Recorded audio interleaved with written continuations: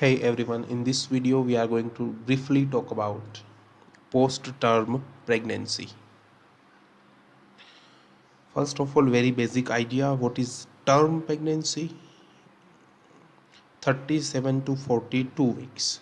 That is term pregnancy. If it is less than 37 weeks, it is preterm pregnancy. And if it is more than 42 weeks, it is post-term pregnancy. So 42 week, more than 42 week, it is post-term pregnancy. Now another thing, what is post-dated pregnancy? 42 to 40 weeks to 42 weeks, it is post-dated. So this is for clearance of your confusion. Now it is very common in primary patients. The most common cause of post-dated pregnancy is wrong dates. That's why it's very important to exclude these misconceptions that the wrong dates is the most common cause. So first of all, what you do, you identify the correct gestational age, and the best correct gestational age can be identified by the first trimester USG. Okay. Now what actually happens in post-dated pregnancy? Because of decreased production of placenta,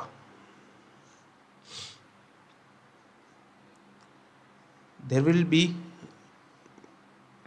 a post-term pregnancy. The labor cannot be started or labor cannot be set at one time because of decreased production of estrogen. We will see further. Now what is the concept? Whenever the pregnancy reaches to term, the placenta now gets aged,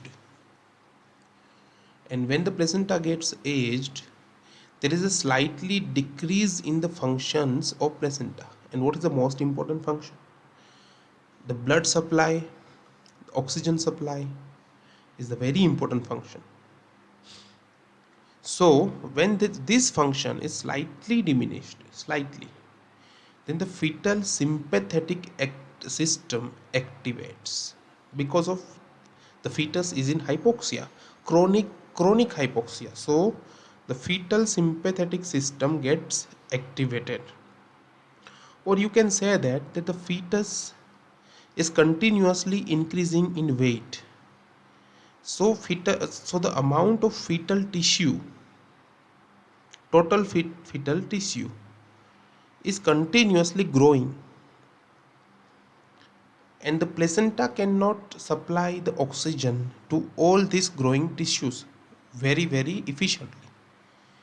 This is also why the fetus sympathetic system activates.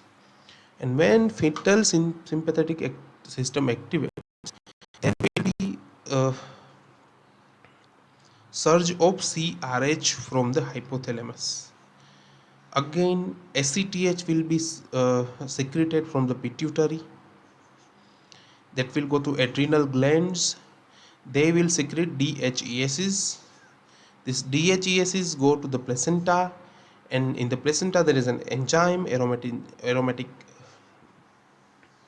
enzyme, that will convert it into the estrogen. So basic thing comes here, estrogen secretion increased by the placenta. So there will be change in the estrogen progesterone ratio. So estrogen progesterone ratio is increased, and this is, my friend, signal for prostaglandin synthesis, oxytocin release from the maternal pituitary, and this will result into labor, and that is how the timely labor happens. Any problem in this whole system will be responsible for not timely labor. It can be preterm labor or postterm labor. Now what are the complications that can happen in a post-dated pregnancy? As we have discussed before, increased aging of placenta, that will be placental insufficiency is there, and because of fetal insufficiency, fetal hypoxia, acidosis will happen, stillbirth can happen. Because of the placental insufficiency, liquor amount will be decreased, there will be oligohydramnios, and because of that, fetal compression will be there, meconium aspiration syndrome can be there.